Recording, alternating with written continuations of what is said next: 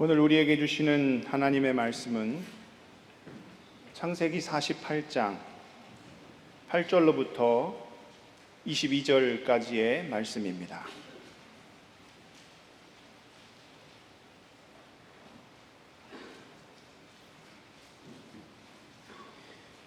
이 주신 말씀을 자매님들과 형제님들이 한 절씩 교독하시겠습니다.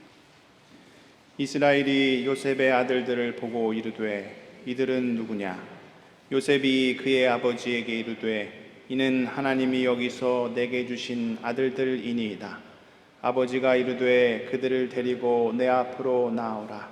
내가 그들에게 축복하리라. 이스라엘의 눈이 나이로 말미암아 어두워서 보지 못하더라. 요셉이 두 아들을 이끌어 아버지 앞으로 나아가니 이스라엘이 그들에게 입맞추고 그들을 안고 요셉에게 이르되 내가 내 얼굴을 보리라고는 생각하지 못하였더니 하나님이 내게 내 자손까지도 보게 하셨도다. 요셉이 아버지의 무릎 사이에서 두 아들을 물러나게 하고 땅에 엎드려 절하고 오른손으로는 에브라임을 이스라엘의 왼손을 향하게 하고 왼손으로는 므낫세를 이스라엘의 오른손을 향하게 하여 이끌어 그에게 가까이 나아가매 이스라엘이 오른손을 펴서 차남 에브라임의 머리에 얹고 왼손을 펴서 므낫세의 머리에 얹으니 므낫세는 장자라도 팔을 엇바꾸어 얹었더라. 그가 요셉을 위하여 축복하여 이르되 내 조부 아브라함과 아버지 이삭이 섬기던 하나님, 나의 출생으로부터 지금까지 나를 기르신 하나님, 나를 모든 환난에서 건지신 여호와의 사자께서 이 아이들에게 복을 주시오며 이들로 내 이름과 내 조상 아브라함과 이삭의 이름으로 칭하게 하시오며 이들이 세상에서 번식되게 하시기를 원하나이다. 요셉이 그 아버지가 오른손을 에브라임의 머리에 얹은 것을 보고 기뻐하지 아니하여 아버지의 손을 들어 에브라임의 머리에서 므낫세의 머리로 옮기고자 하여 그의 아버지께서 이르되 아버지여 그리 마옵소서. 이는 장자이니 오른손을 그의 머리에 얹으소서 하였으나 그의 아버지가 허락하지 아니하며 이르되 나도 안다 내 아들아 나도 안다. 그도 한 족속이 되며 그도 크게 되려니와 그의 아우가 그보다 큰 자가 되고 그의 자손이 여러 민족을 이루리라 하고 그날에 그들에게 축복하여 이르되 이스라엘이 너로 말미암아 축복하기를 하나님이 내게 에브라임 같고 므낫세 같게 하시리라 하며 에브라임을 므낫세보다 앞세웠더라.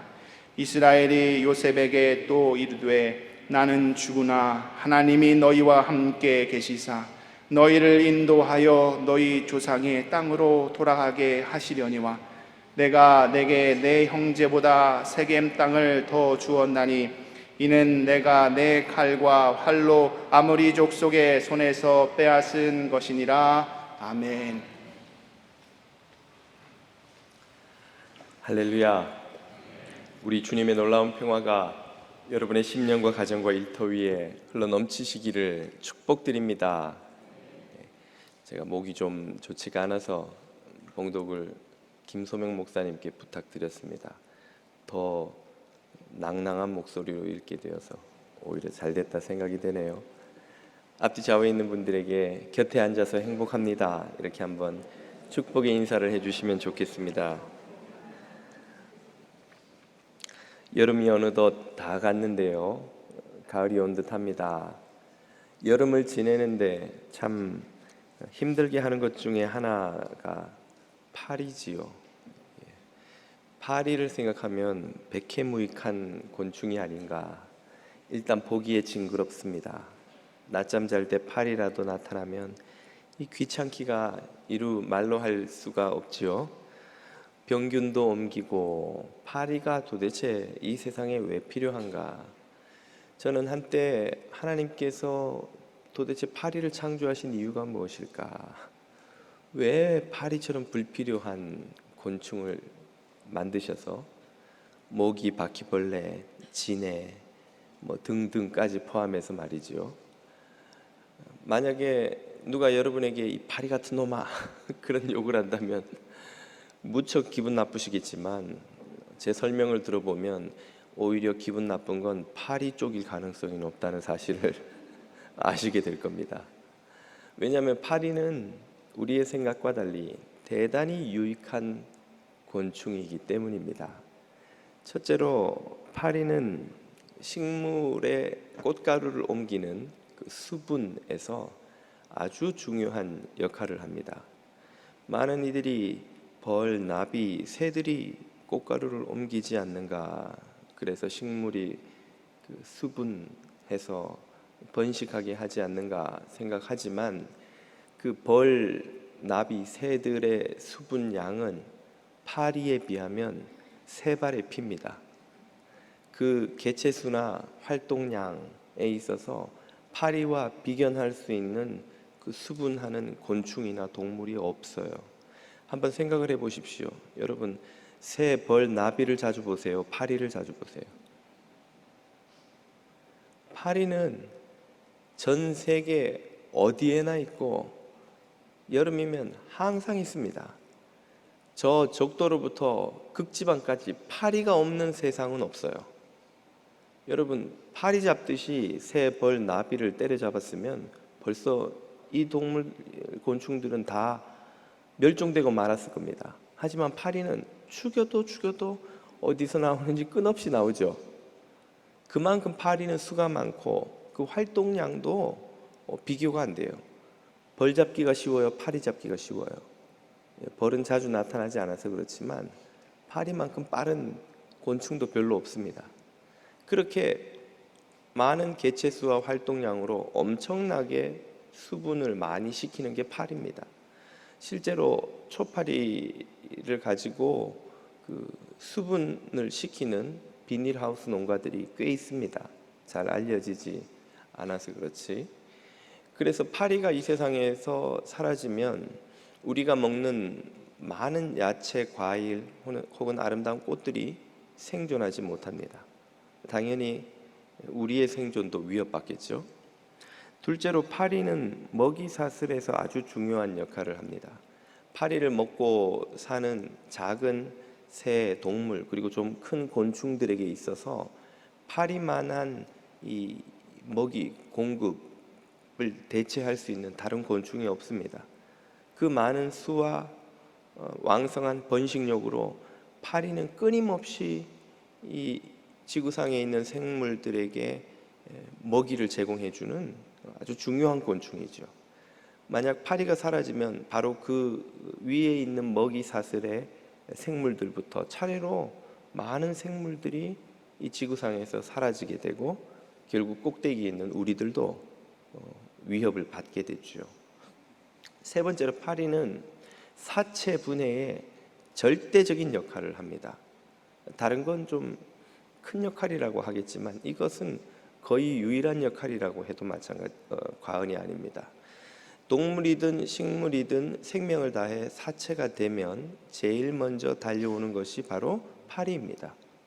파리는 소화기관이 발달하지 않았기 때문에 신선한 음식을 소화시킬 수 없습니다. 부패가 시작된 것들만 먹을 수 있기 때문에 사체에 파리가 모이는 거예요. 그 파리가 까놓은 아래에서 나온 수많은 구더기들이 그 사체를 삼켜서 분해하는 과정을 시작하죠.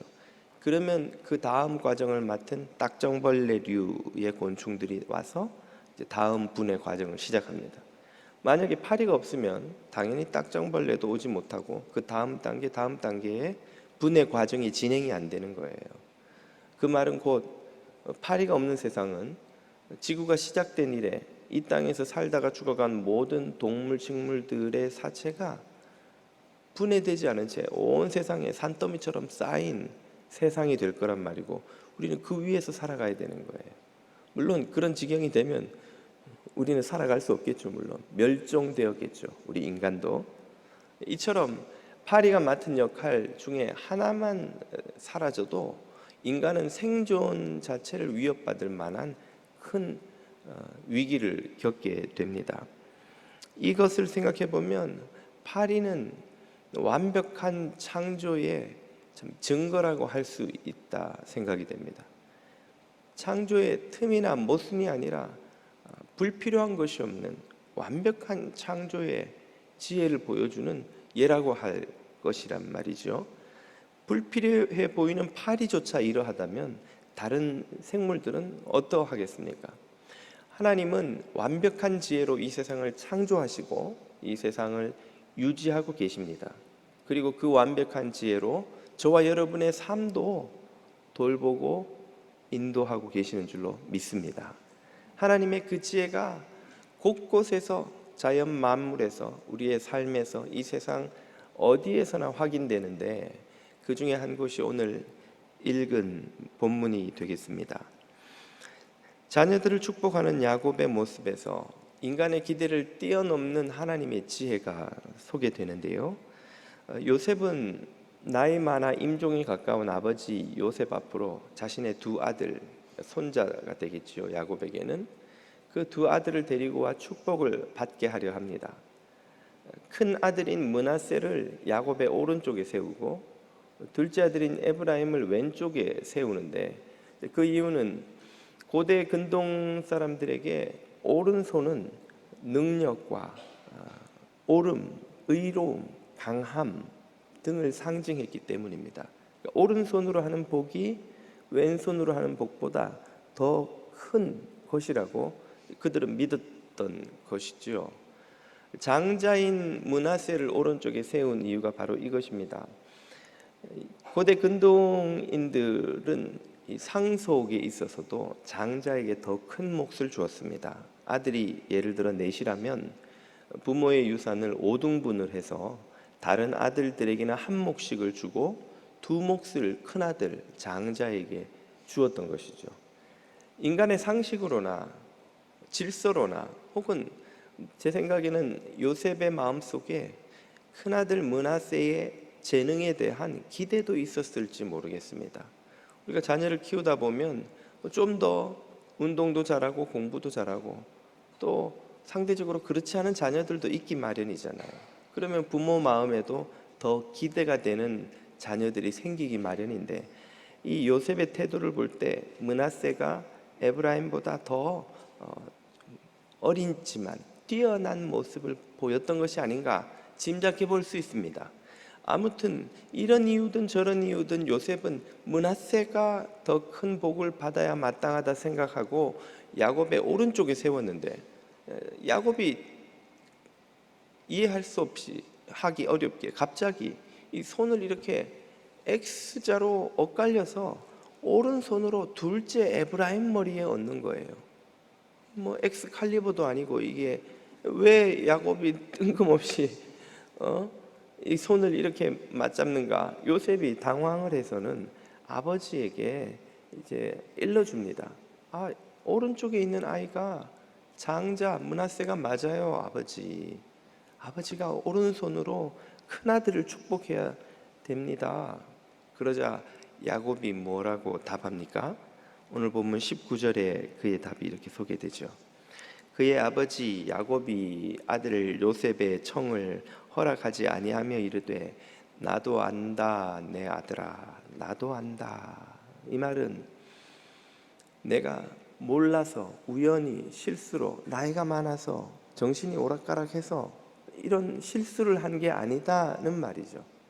이것은 의도적인 것이요.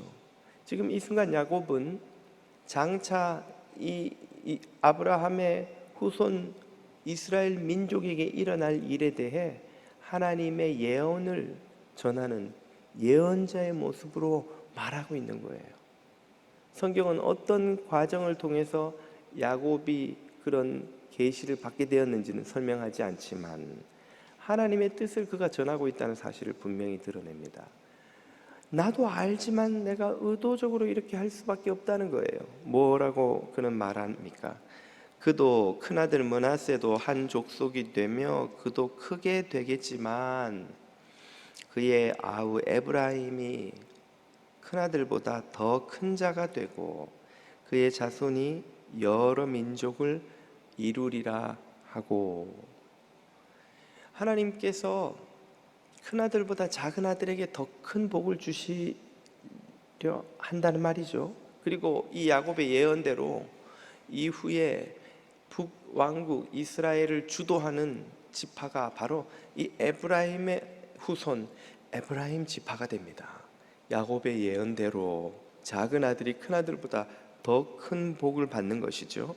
지금 이 장면에서 우리는 인간의 질서와 기대, 상식과 지혜, 당연히 큰 아들이, 더 재능 있는 아들이 더 큰 복을 누려야 한다는 이 질서, 이 기대를 뛰어넘는 하나님의 자유로운 일하심, 자유로운 선택, 그리고 인간의 판단을 뛰어넘는 하나님의 지혜를 마주하게 됩니다.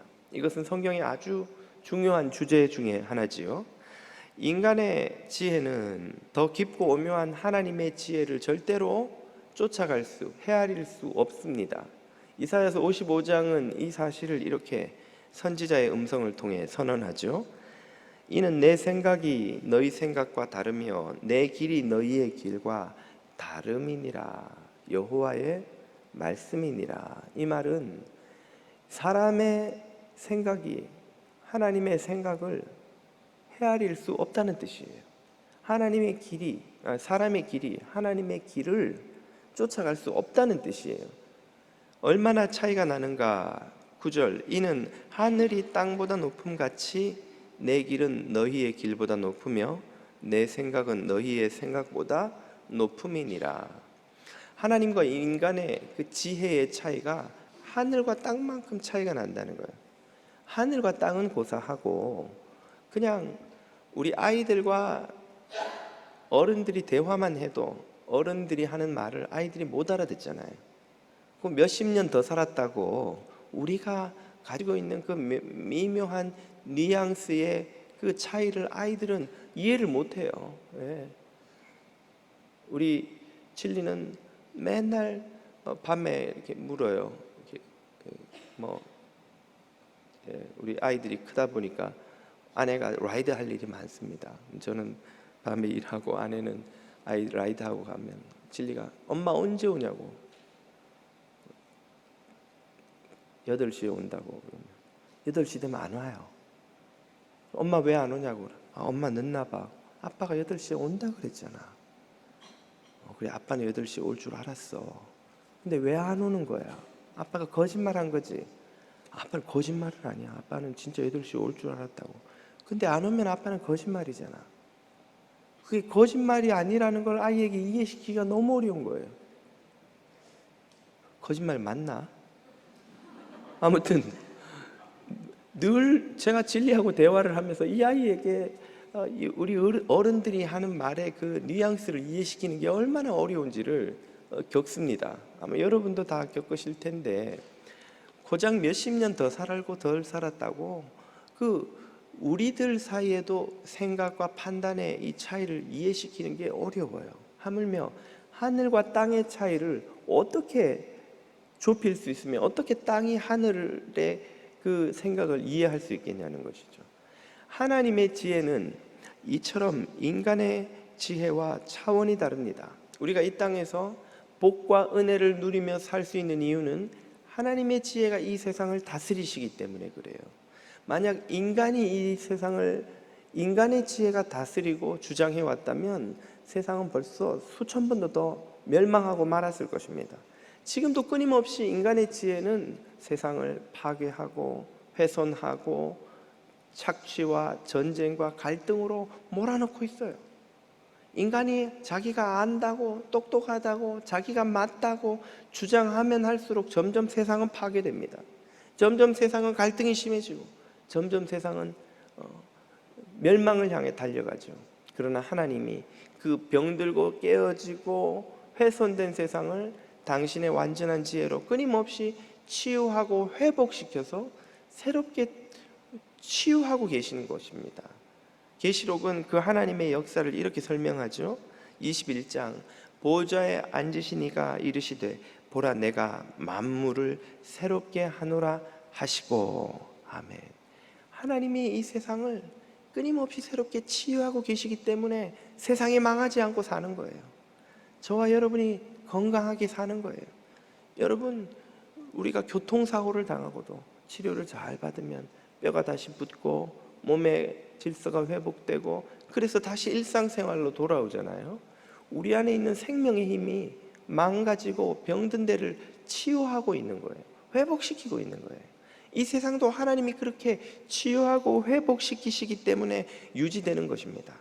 하나님의 이 완전한 지혜가 가장 잘 두드러지는 곳 하나를 꼽으라면 바로 구원의 자리, 구원의 역사가 일어나는 그 자리라고 할 수 있습니다. 예수님께서 70인의 제자를 파송하신 후에 그들이 돌아와서 선교 보고를 하는 것을 들으시고 큰 기쁨으로 이렇게 말씀하시지요. 누가복음 10장입니다.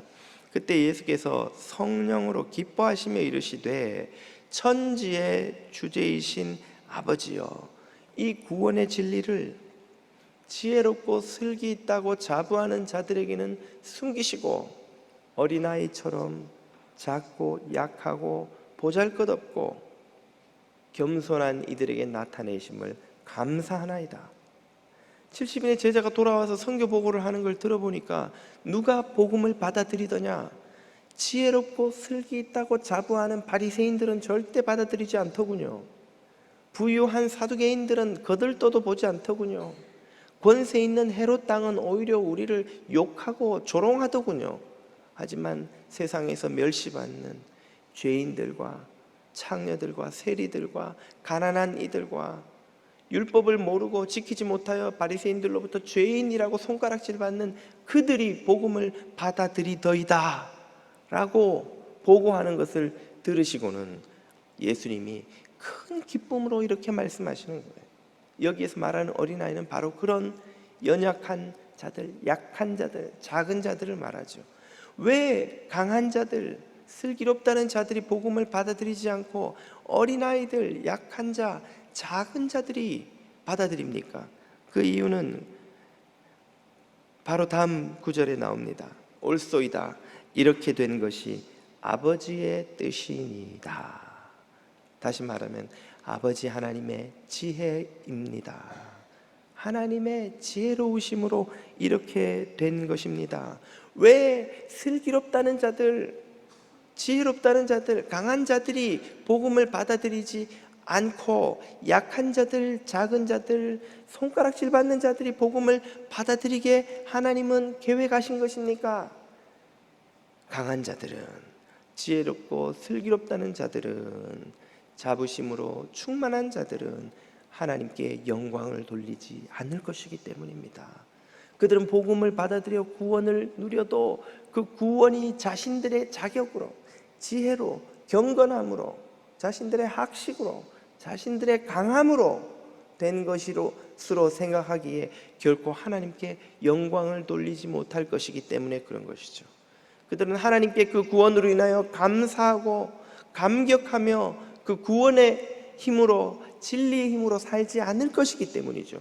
왜냐하면 지금 자신들이 가진 것만으로도 살아갈 수 있기 때문에, 그들이 가진 권세와 부와 지식과 명성과 능력으로, 사회적인 힘으로 얼마든지 살아갈 수 있을 것이기 때문에 하나님이 주시는 구원의 은혜에 감사하고 감격할 이유도 없고 그 힘을 의지해 살아갈 이유도 없기 때문입니다. 하나님께 영광을 돌리지 않을 것이기 때문에 그런 것이에요.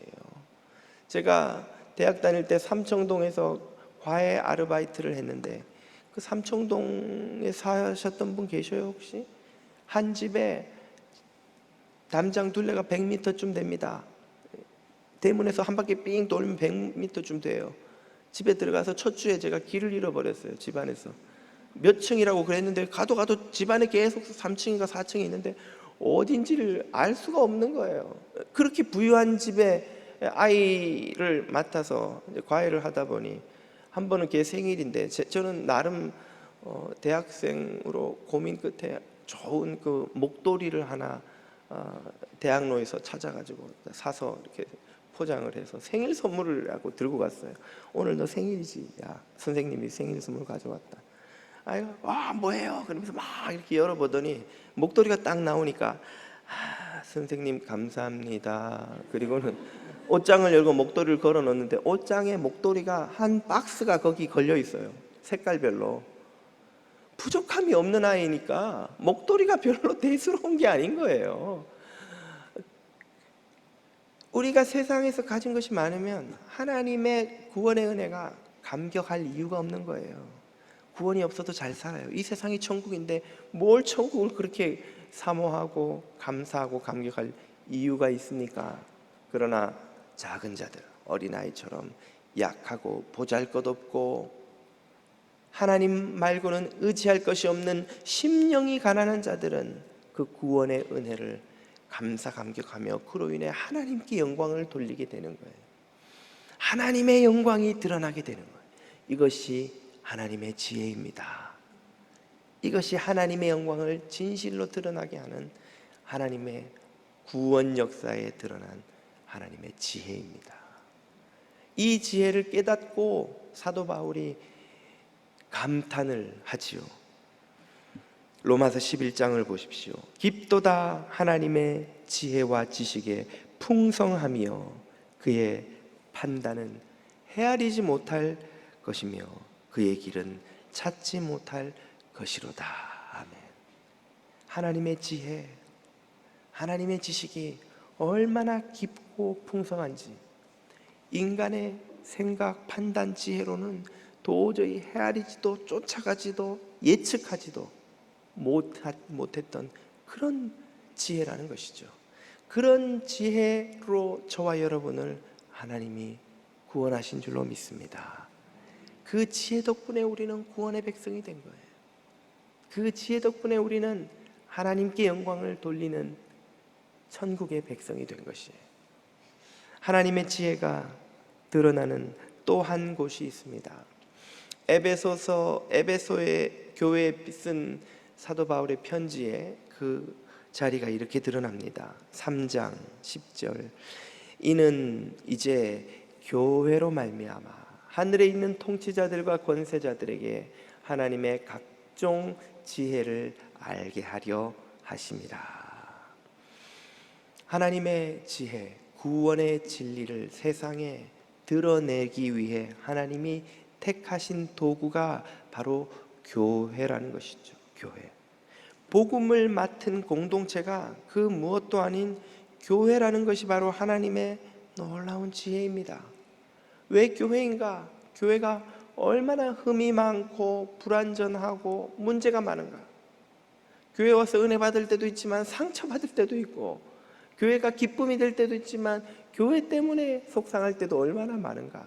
이런 교회가 뭐가 좋다고 하나님은 이 교회를 복음을 맡은 공동체로 삼으셨느냐 말이에요. 왜 위대한 제국, 강력한 군대, 돈이 많은 기업, 지식이 많은 연구소를 복음을 맡은 공동체로 삼지 않으셨냐 말입니다. 그랬다면 훨씬 더 강하게 효과적으로 복음을 잘 전파할 수 있었을 것 같은데 말이죠. 그 이유를 11절이 이렇게 말씀하십니다. 곧 영원부터 우리 주 그리스도 예수 안에서 예정하신 뜻대로 하신 것이라. 영원 전부터 하나님은 이 교회를 복음 전파의 도구로 공동체로 쓰기로 계획을 하셨다는 말이고, 그 말은 그 계획을 다시 검토해 볼 시간이 어마어마하게 많았다는 뜻이에요. 하나님이 우연히 하다 보니까 어쩔 수 없이 아이고 교회밖에는 없는 것 같으네, 그래서 교회를 택하신 게 아니고 영원 전부터 예수님을 통해 교회를 세울 계획, 그 교회를 통해 복음을 전파할 계획을 세우셨는데, 생각하고 또 생각해도 그분의 완전한 지혜로 아무리 다시 또다시 검토해봐도 교회 말고는 이 위대한 사명을 감당할 공동체가 없었더라는 말입니다. 이것이 하나님의 완전한 지혜가 찾아낸 최고의 선택이라는 뜻이에요. 강력한 위대한 제국에 맡겼더라면 그 어떤 제국도 결국은 몇백 년을 넘기지 못하고 다 망하고 말았습니다. 어떤 강력한 군대도 결국은 다 흩어지고 말더라는 것이죠. 돈이 많은 기업은 돈 안 되는 이 복음 전파에 관심이 없어요.